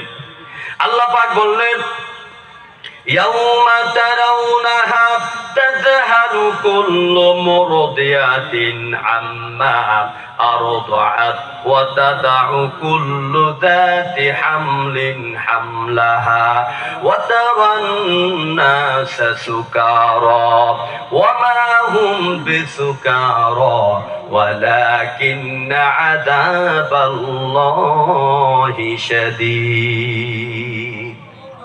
ও নবী, তুমি দেখবে ওই হাসরের ময়দানে যেই মা সন্তানকে দুধ পান করায়, সন্তান দুধের জন্য কান্না করবে, মায়ের পায়ের মধ্যে সাপের মতন পেঁচায় পেঁচায় ধরবে। মা হাসরের ময়দানের কাঠিন্যতার কারণে সন্তানকে পাও দিয়ে লাথি মেরে ফেলে দিবে। মা যখন সন্তান প্রসব করে, মা সন্তান প্রসবকালীন যেই যন্ত্রণা ভোগ করে, মার ওই যন্ত্রণা দুনিয়ার মায়েরা ছাড়া আর আল্লাহ ছাড়া কেউ দ্বিতীয় জন বুঝে না, জানে না। ঠিক কিনা বলেন? কিন্তু এই হাসরের ময়দানে মায়ের জরায়ু দিয়া সন্তান খসে খসে পড়বে, মার কোনো খবর থাকবে না, পাগলের মতন দৌড়াতে থাকবে। নবী গো, তুমি দেখবে সব মানুষ যেন পাগল, আসলে মানুষগুলি পাগল নয়। ওয়া মা হুম বিসুকারা ওয়ালাকিন্না আযাবাল্লাহি শাদীদ। এরা আল্লাহর ভয়ের আযাবের চোটে সবগুলি যেন সেদিন পাগল হয়ে যাবে। আমার ভাইরা, ওই হাসরের ময়দানটাকে ভয় করে আজকে যারা আমাদের সমাজে কিছু লোক আছে, ছেলে আমার 5টা, একটা বিমানের পাইলট, একটা ইঞ্জিনিয়ার, একটা ডাক্তার, একটা ব্যবসায়ী, একটা বড় টেরর সন্ত্রাসী আমার সামনে কথা বলতে আসবে। সাবধান, দুনিয়ার মধ্যে এরকম অনেক অনেক বাহাদুরি করে। আবার দুনিয়ার মধ্যে কিছু ভুল আকীদার, দুর্বল ইমানদারের ভাইয়েরা আছেন, বোনেরা আছেন, যারা 1 জন 2 জন 3 জন পীরের কাছে মুরিদ হন। নামাজের দরকার নাই, রোজার দরকার নাই, পর্দার দরকার নাই, হালাল হারামের দরকার নাই। এদেরকে নামাজের কথা বললে পরে কয় আমি 3 পীরের কাছে মুরিদ, আমার পীর বলছে নামাজ কালামে দরকার নাই। কিয়ামতের দিন যদি ফেরেশতারা আমাকে জাহান্নামে ফেলতে চায়, আমার হুজুরের লাঠি দিয়ে ফেরেশতাদের ঠ্যাং ভাঙিয়ে দিবে। অনেক মানুষ আছে এরকম দুর্বল ইমানদার। বাইজিদ বুস্তামির মাদ্রাসা যায় দেখেন, শাহজালালের মাদ্রাসা যায় দেখেন, এইভাবে কত দুর্বল ইমানদার আমার দেশে বাস করে। আমার ভাইয়েরা, আল্লাহ কি বললেন? ইয়া আইয়ুহান নাসুত্তাকু রাব্বাকুম ওয়া খাশাউ ইয়াওমান লা ইয়াজজি ওয়ালিদুন আন ওয়ালাদিহি ওয়ালা মাউলুদুন ওয়া জাযিন আন ওয়ালিদিহি শাইয়্যা। হে মানব মণ্ডলী, তোমাদের রবকে ভয় করো। আমাদের রবকে আরো চিল্লায় এখন কে? তোমরা তোমাদের রবকে ভয় করো, আর সেদিনকে ভয় করো যেদিন পিতা পুত্রের কোনো কাজে আসবে না, পুত্র পিতার কোনো কাজে আসবে না, সেদিন কেউ কারো কোনো উপকারে আসবে না। ইন্না ওয়াদাল্লাহি হক, নিশ্চয়ই আল্লাহর ওয়াদা সত্য না মিথ্যা? এই যে এতগুলি কথা শোনাচ্ছি, আমি কি কোরআনে বাইরে কথা বলতেছি? এই কোরআন কি বিশ্বাস হয়? আল্লাহ বলছেন ইন্না ওয়াদাল্লাহি হক, নিশ্চয় আল্লাহর ওয়াদা সত্য। কিয়ামত আসবে, পরকাল আসবে, হাসর ময়দান তৈরি হবে, আকাশ জমিন চূর্ণ বিচূর্ণ হয়ে যাবে। ফালা তাগুরুন্নাকুমুল হায়াতুদ দুনিয়া, সূরা লোকমানের 33 নম্বর আয়াতে আল্লাহ বলে দিলেন, কিন্তু এই কথাগুলি শোনার পরেও কিছু লোক আছে দুনিয়ার মোহে আবিষ্ট হয়ে পড়েছে, দুনিয়ার ভালোবাসায় নিজেকে পাগল পারা বানিয়ে দিয়েছে। কিছু মানুষ আছে, আমরা আরবি সাহিত্যে একটা গল্প পড়েছিলাম, কালবুদ দুনিয়া, কুকুরের জীবন, কুকুরের দুনিয়া। কুকুরের দুনিয়াটা কিরকম? যেমন আপনাদের কারো বাড়িতে যদি বিয়ে হয়, আপনারা দেখবেন আপনার বাড়ির একটা কুকুর আছে, আবার বিয়ের অনুষ্ঠানের দিন হাড্ডি হুড্ডি পচা ডাইল তরকারি বাইরে পালান, এগুলি খাওয়ার জন্য আশপাশের আরো 4-5 গ্রামের কুত্তা দৌড়াই আসে। এখন এই বাড়ির কুকুরটা কি করে? এই বাড়ির কুকুরটা ওইটা দেখে ঘেউ, ওইটা দেখে ঘেউ, ঠিক কিনা বলেন? মানে এটা অধিকার আমার, আমি একা খাবো, তুই আবার কাটা, ও আর ইউ, ওকে খাইতে দেয় না, নিজে না খাইতে পারলো ফালাই দিবে, আর জন্য গুতা মারবে, কামড় মারবে, দৌড়ানি মারবে।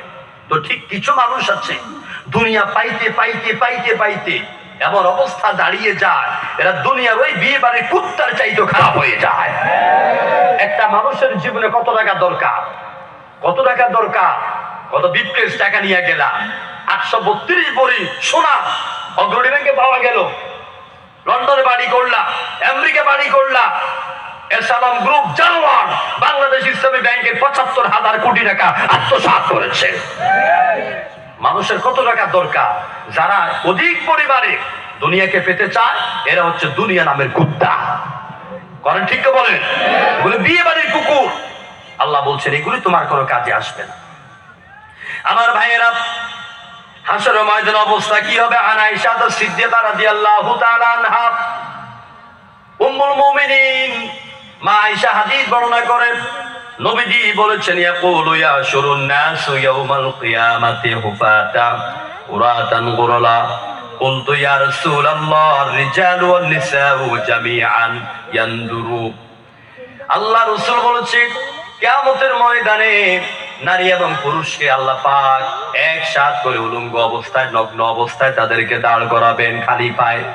মা আয়েশা বলতেন, হুজুর, নারী পুরুষ যদি হাসরের ময়দানে একসাথে উঠে খালি গায়ে, নারীদের কি লজ্জা লাগবে না? নারীদের দিকে কি পুরুষরা তাকাবে না? ইয়াউমা ইয়াকুমুন নাসু লিরাব্বিল আলামিন, সব মানুষ তার রবের সামনে দাঁড়াবে অবস্থায়। হুজুর বলতেন, আয়েশা রে, বিভিন্ন বর্ণনা আছে, এক হাদিসের বর্ণনা এলো মানুষ হাসরের ময়দানে খালি পায়ে, খালি গায়ে, নগ্ন শরীরে ওরা দাঁড়িয়ে থাকবে। কখন আল্লাহর বিচার শুরু হবে? হাসরের ময়দানে আল্লাহ বিচার কার্য কখন শুরু করবে? ওই অপেক্ষায় মানুষ এক দাঁড়ানিতে উপরের দিকে এইভাবে তাকাইয়া থাকবেন, চোখ নিচের দিকে নামাইতে পারবে না। এক তাকানিতে 40,000 বছর চলে যাবে। পাশে কাটা পুরুষ কাটা নারী কেউ তাকাইতে পারবে না। কঠিন এক মুসিবত হবে সেদিন। আমাকে আপনাকে কে বাঁচাবে বলেন তো? কে বাঁচাবে? তুমি রহমান, তুমি মেহেরবান, অন্ধ গাহে না শুধু তোমারি গুণগান, বুঝে অবুঝে না তব শান। তুমি রহমান, তুমি মেহেরবান। আল্লাহ তার দয়া দিয়ে করম দিয়ে যদি আমাদেরকে না বাঁচান কেউ বাঁচাইতে পারবে না। কিন্তু দুর্বল প্রকৃতির আর মুশরিক মার্কা ইমানদাররা মনে করে তাদের দয়াল বাবা খাজা বাবা সেদিন তাদেরকে বাঁচাইয়া দিবে। কথা ঠিক কিনা বলেন? অথচ আল্লাহ কি বললেন? ইমানটাকে সাফ করে যা। আল্লাহ পাক আয়াতুল কুরসির ভিতরে বললেন, মান যাল্লাযী ইয়াশফাউ ইনদাহু ইল্লা বিইজনি। ওই দিন আল্লাহর অনুমতি ছাড়া আল্লাহর দরবারে কথা বলার ক্ষমতা কারো থাকবে না। আল্লাহু আকবার। আমার ভাইয়েরা, কোরআনে কারীমের সূরা নাবার ভিতরে আল্লাহ বললেন, ইয়াউমা ইয়াকুমুর রূহু ওয়াল মালাইকাতু সাফফান লা ইয়াতাকাল্লামুনা ইল্লা মান আযিনা লাহুর রাহমান ওয়া ক্বালা সাওয়াবা। ইয়াউমা আই ইয়াউমাল কিয়ামা, কিয়ামতের দিন হাসরের ময়দানে হযরতে জিবরাইল সহ সব ফেরেশতারা সবগুলি রূহ ইতিমের মতো দাঁড়ায় থাকবে, কেউ কথা বলতে পারবে না। আল্লাহ যারে যতটুকুন বলার অনুমতি দিবেন ঠিক ততটুকুন বলবেন, এর বাইরে কেউ কথা বলতে পারবেন না। হিন্দুদেরকে, মুশরিকদেরকে, মূর্তি পূজারীদেরকে কেউ যদি প্রশ্ন করে তোমরা এগুলি পূজা করো কেন, আবার আমাদের মধ্যেই কিছু ভণ্ড মাদার পূজারী ইমানদারদেরকে যদি প্রশ্ন করেন বাবার দরবারে এইভাবে যাও কেন, সেজদা দাও কেন, ওই হিন্দুদের খ্রিস্টানদের জবাবের মতন কুলাঙ্গার মুসলমানরাও জবাব দেয়। সেটা কি? আল্লাহ বলছেন সূরা জুমারের ভিতরে, মা না'বুদুহুম ইল্লা লিয়ুকাররিবুনা ইলাল্লাহি যুলফা ওয়া ইয়াকুলুনা হাউলাই শুফাআউনা ইনদাল্লাহ। আমরা ঈশ্বর ঈশ্বরী, পরমেশ্বর পরমেশ্বরী, ব্রহ্মা সাবিত্রী, কামদেব কামদেবী, নারায়ণ নারায়ণী, শিব দুর্গা, মা কালীর সামনে মাথা নত করে এই জন্য এগুলি আমাদেরকে আল্লাহর কাছে পৌঁছায় দিবে। আর কুলাঙ্গার মুসলমানেরা বলে দয়াল বাবা খাজা বাবা কিয়ামতের দিন আমাদেরকে মুক্তি দিবে। কথার করে পার্থক্য আছে? নাই। এগুলি কি করবে? হাউলাই শুফাআউনা ইনদাল্লাহ, এরা আমাদের জন্য আল্লাহর কাছে সুপারিশ করবে। যেরকম নাউযুবিল্লাহ। হাসরের ময়দানে কথা আমার লম্বা হয়ে যাবে, আমি হাদিস টানছি না। সব নবীরা সেদিন ইয়া নফসি ইয়া নফসি করবে। হাসরবাসীরা দৌড়াবে আদমের কাছে, দৌড়াবে ইব্রাহিমের কাছে, দৌড়াবে মূসার কাছে, কেউ কোনো কথা বলতে পারবে না। সর্বশেষ যাবে ঈসা রুহুল্লাহর কাছে, তিনি বলবেন আমি তো আরো আগে আল্লাহর কাছে সুপারিশ করতে পারবো না। দুনিয়ার খ্রিস্টানেরা আমাকে আল্লাহর বেটা বলে গালি দিয়েছিল, আমি বলতে বলি নাই। না জানি আল্লাহ পাক আজকে এই জন্য আমার সঙ্গে কি ব্যবহার করেন। ও হাসরবাসীরা, তোমাদেরকে একটা প্রেসক্রিপশন দিতে পারি, একটা পরামর্শ দিতে পারি। ওই যে দূরে দেখা যায় নূরের মতন ঝকঝক করে কি সুন্দর চেহারার মানুষ, আজকে তিনি ছাড়া আল্লাহর দরবারে শাফাআত করার ক্ষমতা কারো নাই। তিনি কে? তিনি কে? দুঃখীদের প্রিয়জন তুমি, গরিবের সহায়। দুঃখীদের প্রিয়জন তুমি, গরিবের সহায়। হেরার আলো জ্বালাও তুমি, হেরার আলো জ্বালাও তুমি আধার দুনিয়ায়। দুঃখীদের প্রিয়জন তুমি, গরিবের সহায়। বিশ্বনবী শুধু দুনিয়াতে গরিব দুঃখী মানুষের নেতা ছিলেন না, হাসরের ময়দানে তিনি উম্মতের জন্য পাগল পারা হয়ে যাবেন। মানুষগুলি দৌড়াইয়া রাসূলের কাছে যাবে, জয় বলবেন ইয়া রাসূলুল্লাহ আমাদের অবস্থা কি হবে? রাহমাতুল লিল আলামিন তিনি সিজদার মধ্যে পড়ে যাবেন, তিনি সিজদার মধ্যে পড়ে যাবেন আর বলবেন রব্বি হাবিলি উম্মতি। হুজুর হেরা গুহায় আমাদের জন্য কান্না করেছেন, আজও যেন রওজাতে শুয়ে সে উম্মতি উম্মতি বলে কান্দেন। হেরা গুহায় গিয়ে যিনি কেঁদেছেন রব্বি হাবিলি উম্মতি যে বলেছেন, নবীর চোখের পানি দেখে বনের পশু হায়রে খানা দানা মুখে লয় না। আমরা মানুষ হয়ে তারে চিনি না, যারে যা দরুদ চলে যা মদিনা, যারে যা সালাম চলে যা মদিনা, যাকে সালাম জানালেন রব্বানা, যার প্রেমে কুল মাখলুকাত দিওয়ানা। আল্লাহু আকবার। রাহমাতুল লিল আলামিন সিজদায় চলে যাবেন। আমার আল্লাহ পাক বলেন ইয়া হাবিব ইরফা রাসাক, তুমি তোমার মাথা তোলো। আজকের এই দিনটার জন্য আমি অপেক্ষা করেছিলাম।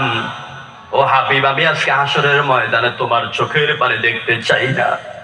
দুনিয়ার জীবনে তোমার বহু কান্দাইছি। তোমার জন্মের 6 মাস আগে তোমার বাবার আব্দুল্লাহর মৃত্যু হয়ে গেল।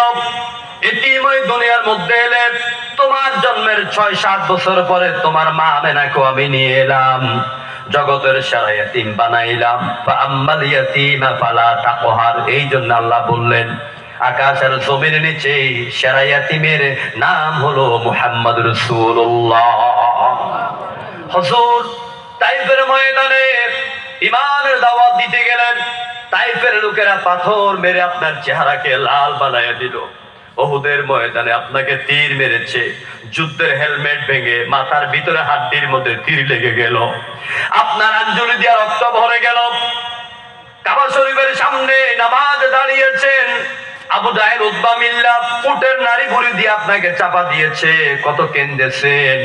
আজকের হাসরের ময়দানে আমি আপনার চোখের পানি দেখতে চাই না। হুজুর আমার হাবিব, আপনি যা বলেন আপনি তা বলে আমি আল্লাহ পাক আপনাকে আজকে শাফাতের অনুমতি দিয়ে দিলাম। ও আমার তরুণ ভাইয়েরা, যুবক ভাইয়েরা, হাসরের কঠিন ময়দানে বিশ্ব নবী রাহমাতুল লিল আলামিনের যদি শাফাআত পেতে চাও, আপনারা কি চান? নবীদের শাফাআত পাইতে চান নাকি? কারা কারা চান? দু হাত তুলে আল্লাহকে দেখান। সবাই চান কিনা? আমার ভাইয়েরা, রাহমাতুল লিল আলামিনের শাফাআত যদি পেতে চান তাহলে আপনাকে কি করতে হবে? সূরা আল ইমরানের কোরআনের আয়াতের দিকে ফিরে যান। قل إن كنتم تحبون الله فاتبعوني يحببكم الله। নবী আপনি বলুন, যদি তোমরা যদি তোমরা আল্লাহকে ভালোবাসতে চাও, আমরা কারে ভালোবাসতে চাই? যদি আল্লাহকে ভালোবাসতে চাও ফাত্তাবিউনি, আমার ইত্তেবা করো, আমার অনুসরণ করো, আমার আদর্শ মানো, আমার দেখানো সমাজ ব্যবস্থা, রাষ্ট্র ব্যবস্থা, ব্যবসায়িক ব্যবস্থা এইগুলি তোমরা অনুসরণ করো। ইউহিব্বুকুমুল্লাহ, যদি তা করতে পারো তাহলে আল্লাহ তোমাদেরকে ভালোবাসবেন না শুধু, বরং তোমাদের পাপ রাশিগুলি মাফ করে দিবে। আল্লাহকে যে পাইতে চায় হযরতকে ভালোবেসে, আরশে কুরসি লৌহ কলম না চাইতে পেয়েছে সে। আল্লাহু আকবার। রসুল নামের রশি ধরে যেতে হবে আল্লাহর ঘরে, নদী তরঙ্গে যে নেমেছে ভাই, দরিয়াতে সে আপনি মিশে। ও আমার যুবক ভাইয়েরা, সে বিশ্ব নবী রাহমাতুল আলামিন নবীর জীবন আদর্শকে বাদ দিয়া আজকে তোমার নেতা কেমনে কোট গায়ে দেয়, তোমার নেতা কেমনে মুখ রাখে, তোমার নেতা কেমনে হেঁটেছে তুমি সেটার অনুসরণ করো, কিন্তু মদিনা রাসূলের টুপি অনুসরণ করো না, তার দাড়ি অনুসরণ করো না, তার লেনদেন অনুসরণ করো না। তুমি কি করে ভেবেছো দুনিয়ার এই সমস্ত নেতার আদর্শ দিয়ে জীবন চালাইবা, আর মরার সময় তোমাকে বলবে বিসমিল্লাহি ওয়া আলা মিল্লাতি রাসূলিল্লাহ। সারা জীবন তুমি কার্ল মার্কস লেনিনের মুরিদ হয়েছো, জাতীয়তাবাদের আর কি যে বলে ধর্মনিরপেক্ষ মতবাদের মুরিদ ছিলা, দুনিয়ার নেতাদের মুরিদ ছিলা, ওদের আদর্শকে বাস্তবায়ন করার জন্য কত চেষ্টা করেছো, সংগ্রাম করেছো, লড়াই করেছো। এখন তুমি মরে গেলা, তোমার পচা পচা গন্ধযুক্ত দেহটা নবীর গাড়ির মধ্যে যদি চড়াইয়া দাও, এই কথা বলে আমার নবী বলবেন তোমার পচা দেহ আমি নবীর কোনো প্রয়োজন নাই। তখন কি করবেন? এই জন্য আমি আলোচনা লম্বা করবো না, যে আলোচনা আরো 2 ঘন্টা শুধু কোরআন দিয়া বললো শেষ হবে না। আমি আপনাদেরকে অনুরোধ করব, যুবক ভাইয়েরা বহু বিপদগামী হয়েছেন, মিথ্যা কথা বলেছেন, ইউনিয়ন সভাপতি হওয়ার জন্য, একটা পিস্তল পাওয়ার জন্য, নেতার পাশে থাকার জন্য, থানায় আপনার কথা উঠবে আর বসবে একটু পাওয়ারের জন্য আখিরাতকে ভুলে গেলেন, পরবর্তী জীবনকে ভুলে গেলেন, নামাজ ছেড়ে দিলেন, অন্যের নারী নিয়ে খেলাধুলা করেন, মানুষকে আপনি ভয় সৃষ্টি করার। মনে রাখবেন আপনার মৌতের সময় আল্লাহ নামে কসম করে বলি আল্লাহে তাল্লাহে বিল্লাহে, কেউ আপনার পাশে থাকবে না। আপনার মৌতের যন্ত্রণা আসবে নাকি আসবে না? ওয়াজাআত সাকরাতুল মাউত, মৃত্যু যন্ত্রণা আসবে নাকি আসবে না? আচ্ছা, আল্লাহর পরে যিনি সবথেকে প্রিয় ব্যক্তিত্ব পৃথিবীতে, তার নাম কি? মুহাম্মাদুর রাসূলুল্লাহ। সেই রাসূলুল্লাহ মৃত্যু থেকে, মৃত্যুর যন্ত্রণা থেকে রেহাই পেয়েছেন? আর নাই। হুজুরের আজকে একবার মাথা ব্যথা হয়, মিশকাত থেকে হাদিস শোনাচ্ছি, হুজুরের মাথা ব্যথা হয়, জ্বর আসে, হুঁশ আসে, বেহুশ হয়ে যায়। এমন অবস্থায় আল্লাহ রাব্বুল আলামিন জিবরাইলকে পাঠালেন। জিবরাইল এসে হুজুরকে সালাম দিলেন যথারীতি আগের মতো, আর বলছেন ইয়া রাসূলুল্লাহ, আজকে আমি আপনার কাছে আসতেছিলাম, আল্লাহ পাক আমাকে বলেছেন আমার হাবিবকে আমার সালাম দিয়া বলবেন আমার হাবিব কেমন আছেন, আমি আল্লাহ জানতে চাই। আল্লাহ কি জানেন না রাসূল কেমন আছেন? জানেন, কিন্তু এটার মধ্যে হিকমত আছে। জিবরাইল এসে হুজুরকে বলছে, হুজুর আল্লাহ জানতে চেয়েছেন আপনি কেমন আছেন। নবীজি বলছেন, ওগো জিবরাইল, আমার আল্লাহ ভালো জানেন, আমি আলহামদুলিল্লাহ আমি ভালো আছি। জিবরাইল বলছেন, হুজুর আজকে আমি আপনার দরবারে একা আসি নাই, আমার সঙ্গে একজন নতুন মেহমান এসেছেন, যিনি অতীতে কখনো আপনার কাছে আসে নাই, আর আজকের পর থেকে কোনোদিনও আসবেন না। আপনি অনুমতি দিলেন তিনি আসবেন। হুজুর বুঝে ফেললেন, আসছে দাওয়া হোক। আসলেন, মালাকুল মাউত এসে নবীজিকে সালাম দিলেন, পরিচয় দিলেন। এবার বললেন, হুজুর আপনি অনুমতি দিলে আমি আপনার রূহ কবজ করতে চাই। এই বর্ণনা নিয়ে 2টা মতভেদ আছে, যে আল্লাহ পাঠাইছেন রাসূলের কাছে অনুমতি চাইবেন কেন, এই কথা বলার কোনো প্রয়োজন নাই, এটা আল্লাহর কুদরতের মধ্যে হাত পড়ে। আবার কেউ বলছেন না, এটা মালাকুল মউত রাসূলকে সম্মান জানিয়ে একটু বলেছেন, এটাও হইতে পারে। নবীজি বলছেন, মালাকুল মউত আমার রব তোমাকে যে আদেশ দিয়ে পাঠিয়েছেন সেটা তুমি পালন করো। ইনি তো সেই রাসূল। হুজুর একদিন মসজিদে নববীর মধ্যে বক্তৃতা করতেছিলেন, বক্তৃতার এক পর্যায়ে বলছেন, ও আমার সাহাবীরা, আল্লাহর একজন প্রিয় বান্দা আছেন যাকে আল্লাহ পাক এই দুনিয়ায় কিয়ামত পর্যন্ত থাকার রুখসত দিয়েছেন। আবার বলেছেন চাইলে পরে তিনি তার রবের সঙ্গে দেখা করতে পারেন, কিন্তু আল্লাহ পাকের ওই প্রিয় বান্দা আল্লাহর সঙ্গে দেখা করাটাকে পছন্দ করেছে। সাইয়েদনা আবু বকর বয়োবৃদ্ধ জ্ঞানবৃদ্ধ সাহাবী মসজিদের প্রথম কাতারে এক পাশে বসে এই কথা শোনার পরে গুনগুন করে কান্না জুড়ে দিলেন। হযরত ওমর বলছেন, ইয়া রাসূলুল্লাহ, আপনি বক্তৃতা করতেছেন, আবু বকর ভাই এরকম কান্দে কেন? হুজুর বলছেন, আবু বকর তুমি কান্দো কেন? আবু বকর দাঁড়ায় বলছেন, ইয়া রাসূলুল্লাহ, আল্লাহর যেই বান্দাকে আল্লাহ পাক এত বড় সুযোগ দিয়েছেন, তিনি আর কেউ নন, তিনি আপনি, আল্লাহর প্রিয় বান্দা। আপনার বক্তব্যের দ্বারা আমরা বুঝলাম আপনি আমাদেরকে, দুনিয়াবাসীকে এতিম করে আল্লাহর কাছে চলে যাবে। ইয়া রাসূলুল্লাহ, এই জন্য আমি কান্দি। আজ হুজুরের ইন্তেকালের সময় হয়ে গেল। আজ মালাকুল মউত হুজুরের মৃত্যুর কাজ শুরু করার জন্য নবীর বক্ষ মুবারকের মধ্যে মালাকুল মউতের হাত রাখলেন। হুজুরের গোটা শরীরের পশমগুলি দাঁড়িয়ে গেল, ঘামগুলি বের হতে লাগলো।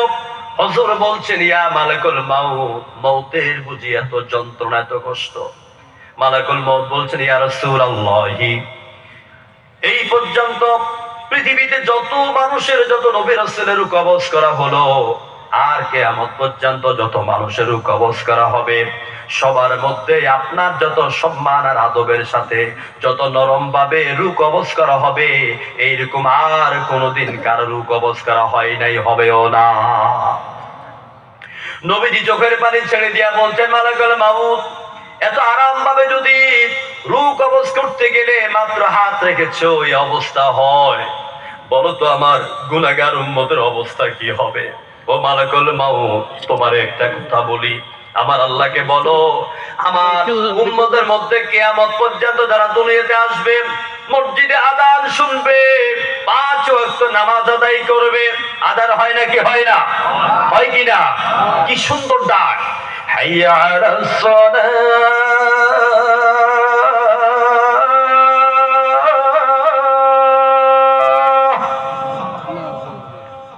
হাইয়া আলাল ফালাহ,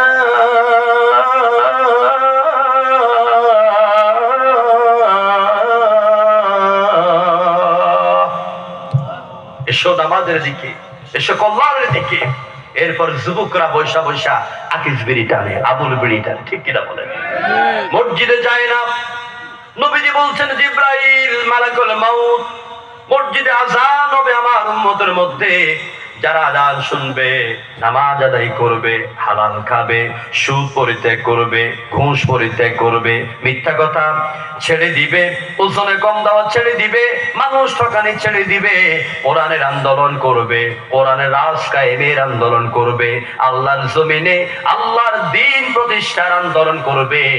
এক কথায় যারা আল্লাহর আনুগত্য করবে, রাসূলের সুন্নাহ দিয়ে জীবন চালাবে, আমার ওই সমস্ত নারী পুরুষ উম্মতের মওতের সময়ে যেই কষ্টটা হবে, যে যন্ত্রণা হবে, আমার উম্মতের সব কষ্ট আমি নবীর পক্ষ থেকে তুমি তুলে নাও।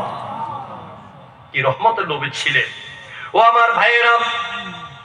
সুতরাং আমার আল্লাহ পাক তিনি বললেন, আল কারিআতু মাল কারিআ ওয়া মা আদরাকা মাল কারিআ ইয়াউমা ইয়াকুনুন নাসু কাল ফারাশিল মাবসুস ওয়া তাকুনুল জিবালু কাল ইহনিল মানফুশ ফা আম্মা মান সাকুলাত মাওয়াজিনু ফাহুয়া ফি ঈশাতির রাদিয়া।